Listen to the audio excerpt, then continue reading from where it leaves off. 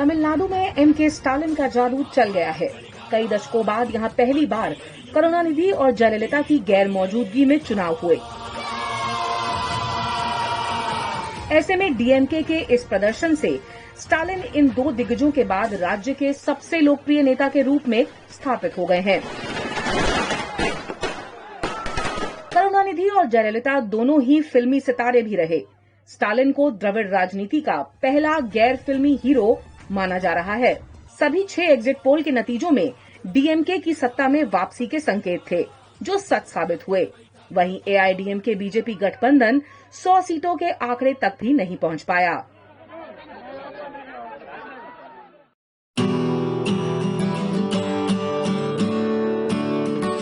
Corona की दूसरी लहर ने बच्चों को भी अपनी चपेट में ले लिया है। मुश्किल ये भी है कि बच्चों को कोरोना की वैक्सीन नहीं लगाई जा सकती। ऐसा इसलिए क्योंकि 18 साल से कम उम्र के बच्चों पर वैक्सीन के क्लिनिकल ट्रायल्स नहीं किए गए हैं। देखा जाए तो अधिकतर मामलों में बच्चों का इम्यून सिस्टम बड़ों के मुकाबले मजबूत होता है। यही कारण था कि अब तक कोरोना ने बच्चों को कुछ खासा नुकसान नहीं पहुंचाया था, लेकिन अब हालात बदल चुके हैं। ऐसे में एक्सपर्ट्स का कहना है कि बच्चों के लिए सबसे सही उपाय यही है कि उन्हें संक्रमण से दूर रखा जाए। कोरोना की सभी सावधानियां बरतना बच्चों की आदत में शामिल किया जाए। उनकी लाइफस्टाइल और डाइट को और ज्यादा हेल्दी बनाया जाए। सफाई और सैनिटेशन को उनकी दिनचर्या का हिस्सा बनाया जाए। इसके अलावा सबसे जरूरी चीज ये है कि घर के अंदर बच्चे भले ही संक्रमण से बचे हों, लेकिन वो घर के बड़े सदस्यों के लगातार संपर्क में रहते हैं, जो काम के कारण बाहर जाते हैं। ऐसे में ये बड़ों की जिम्मेदारी बनती है कि वो खुद को संक्रमण से बचाए रखें, और ये तभी मुमकिन होगा जब वो वैक्सीन लगवाएंगे। तो कोरोना से जुड़ी ऐसी ही अहम जानकारियों के लिए देखते रहिए दैनिक भास्कर ऐप। इस देश के यशस्वी प्रधानमंत्री नरेंद्र मोदी जी के नेतृत्व में वैक्सीन बन गई है, और वैक्सीन अब 18 साल के ज्यादा उम्र के लोगों को भी लगना शुरू होने वाली है। हमने उसकी पूरी तैयारी कर ली है। मैं हमारे युवा साथियों से अपील करूंगा कि ताकत के साथ आकर रजिस्ट्रेशन कराएं और व्यवस्थित रूप से इस वैक्सीनेशन को लगवाएं। वैक्सीनेशन ड्राइव में भी हमारा अनुशासन दिखना चाहिए। वैक्सीनेशन के जो हमारे सेंटर्स हैं, जो हमारे सेशंस हैं, उन सब पर भी हम आत्मानुशासन के माध्यम से भीड़ इकट्ठी ना करें। 1-2 दिन में वैक्सीनेशन का कार्यक्रम 18 साल से ज्यादा उम्र के लोगों का शुरू हो जाएगा, और उसके बाद निश्चित रूप से हम इस लड़ाई को जीत पाएंगे। हम आशा ही नहीं, विश्वास रखते हैं कि कोरोना हारेगा और हम जीतेंगे।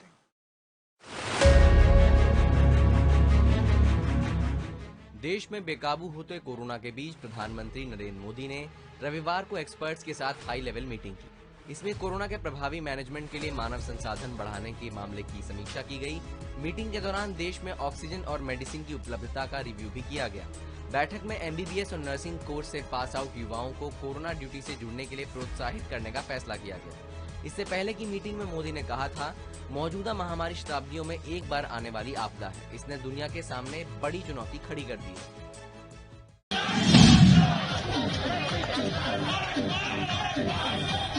आज 5 राज्यों में चुनाव के नतीजे आ रहे हैं। चुनाव आयोग के सख्त हिदायतों के बावजूद जीत का सुपर स्प्रेडर जश्न जारी है। बंगाल में टीएमसी के कार्यकर्ता भीड़ में बिना मास्क के सड़कों पर पटाखे फोड़ रहे हैं, अबीर और गुलाल उड़ा रहे हैं। उत्तर प्रदेश के हाथरस में पंचायत चुनाव की मतगणना के बीच हजारों की भीड़ काउंटिंग हॉल में घुसने की कोशिश करती नजर आई। दीवार थी तो सब उसे भी लांग गए। तमिलनाडु के चेन्नई में डीएमके मुख्यालय के सामने भी कार्यकर्ता जीत की खुशियां मनाते नजर आए। भीड़ में एक दूसरे को लड्डू खिलाया। ये तस्वीरें देखकर चुनाव आयोग ने 5 चुनावी राज्यों के चीफ सेक्रेटरी को निर्देश दिए कि इस तरह के जश्न मनाने वाले लोगों पर एफआईआर दर्ज की जाए। देश में कोरोना के हालात से हर कोई वाकिफ है। लोग रोज ऑक्सीजन और बेड के लिए धक्के खा रहे हैं। हर दिन मौत का मंजर सामने दिखाई दे रहा है, और इस बीच इस तरह की तस्वीर सामने आना हैरान कर देने वाला है। कोरोना की रोकथाम के लिए हम सिस्टम को एक समय तक ही दोष दे सकते हैं, लेकिन हमें खुद भी संयम रखने की जरूरत है। हम आपसे पूछते हैं कि महामारी के इस वक्त में लोगों की जान ज्यादा जरूरी है या चुनावी जश्न? आमिर खान अब कोरोना से रिकवर हो चुके हैं। रिकवर होने के तुरंत बाद ही एक्टर ने बिना ब्रेक लिए दोबारा काम पर वापसी कर ली है। आमिर अपनी फिल्म लाल सिंह चड्ढा की बची हुई शूटिंग लद्दाख में कर रहे हैं। 45 दिनों तक लद्दाख में फिल्म का अहम हिस्सा शूट किया जाएगा। रोहित शेट्टी की फिल्म सर्कस की शूटिंग भी अटकी पड़ी है। फिल्म के लिए रणवीर सिंह, जैकलीन और पूजा हेगड़े के साथ रोमांटिक सीन ऊटी में फिल्माए जाने थे, लेकिन कोरोना के कारण वहां इतनी तादाद में शूटिंग नहीं हो सकती। सर्कस के अलावा और भी कई बड़ी बजट की फिल्में हैं जिनकी शूटिंग अटकी हुई है। आलिया भट्ट स्टारर गंगूबाई काठियावाड़ी का भी महज एक दिन का ही काम बाकी है।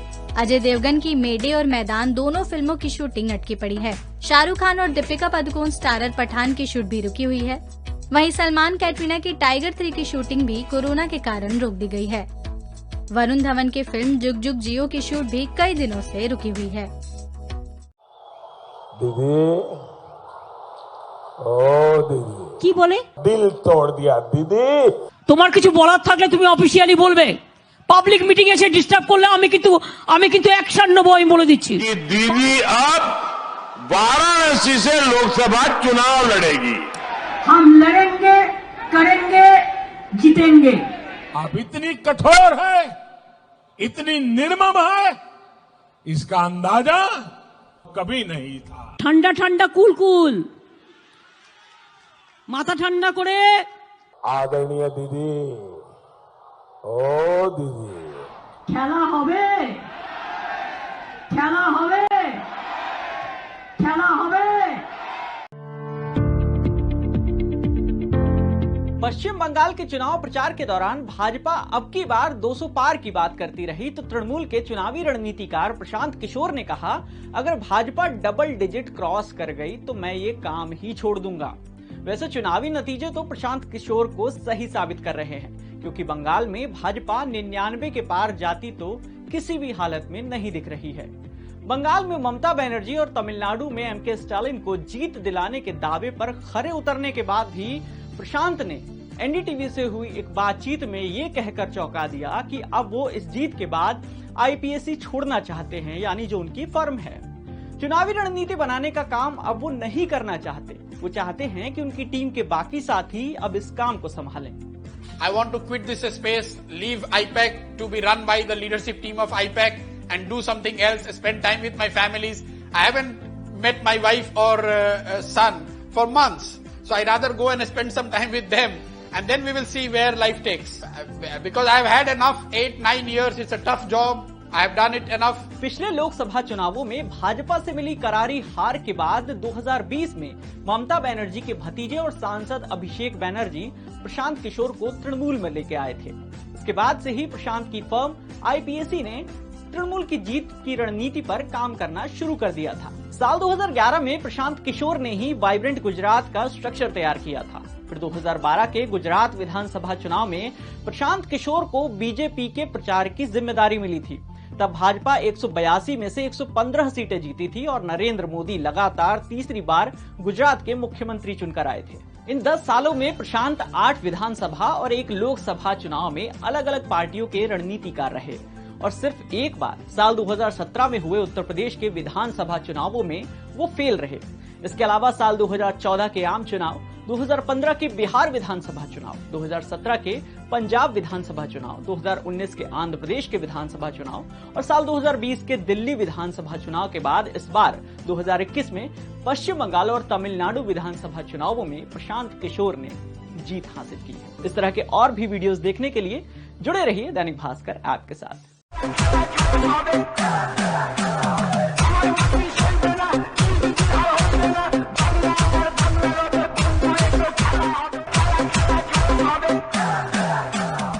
बंगाल में वोट काउंटिंग के नतीजों से साफ हो गया है कि ममता बनर्जी ने बंगाल में खेला कर दिया है।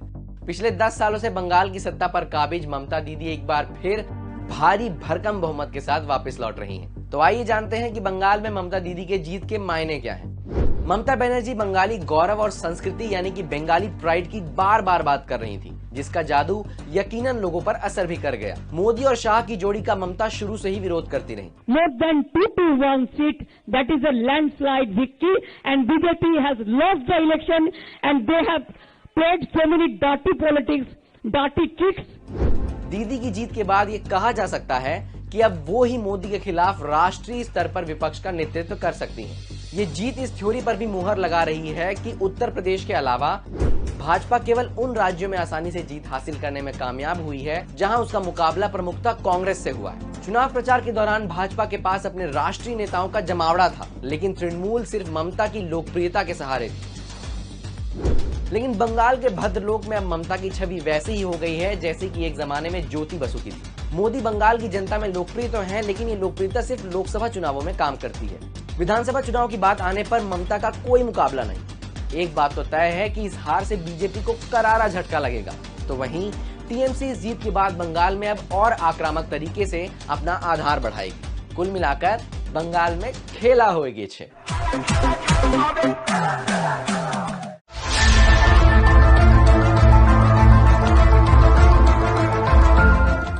5 राज्यों में हुए चुनावों के नतीजों के साथ ही सत्ता संभालने वालों के नाम लगभग तय हो गए हैं।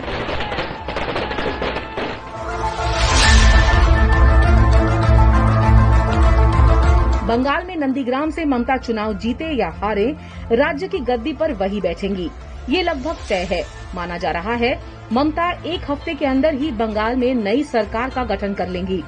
ममता ने 20 मई 2011 को पहली और 27 मई 2016 में दूसरी बार मुख्यमंत्री पद की शपथ ली थी। 66 साल की ममता बनर्जी तीसरी बार सत्ता संभालने वाली हैं। असम में भाजपा के 59 वर्षीय सबरनंद सोनोवाल दूसरी बार सीएम बनेंगे। 1946 से शुरू हुई असम की सियासत में अब तक कोई भी ऐसा नहीं रहा जो 2 बार मुख्यमंत्री बना हो। राज्य में ऐसा पहली बार होगा जब एक ही चेहरा दूसरी बार मुख्यमंत्री पद पर काबिज होगा। सोनोवाल 5 राज्यों में हुए चुनाव में सीएम पद के सबसे कम उम्र के नेता हैं।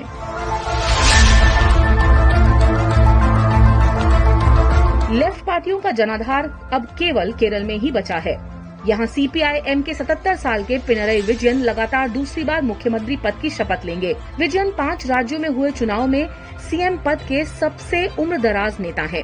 सीपीआई-एम ने राज्य में 12 अन्य दलों के साथ चुनाव लड़ा है। ऐसे में सीएम पद के लिए किसी और चेहरे की अटकलें भी हैं, पर पिनरई के होते हुए ये संभव नहीं लगता।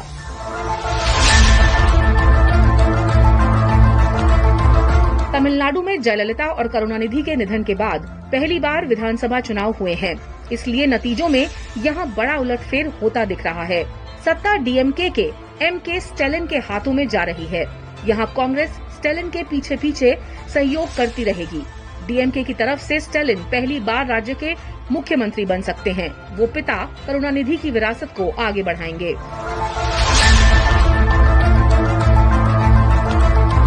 पुडुचेरी में पहली बार एनडीए की सरकार बनने जा रही है। यहाँ बीजेपी गठबंधन की सरकार में शामिल होती दिख रही है।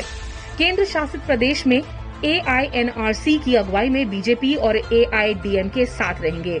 ऐसे में मुख्यमंत्री एआईएनआरसी के अध्यक्ष एन रंगास्वामी ही होंगे। रंगास्वामी दूसरी बार पुडुचेरी के मुख्यमंत्री पद की शपथ लेंगे।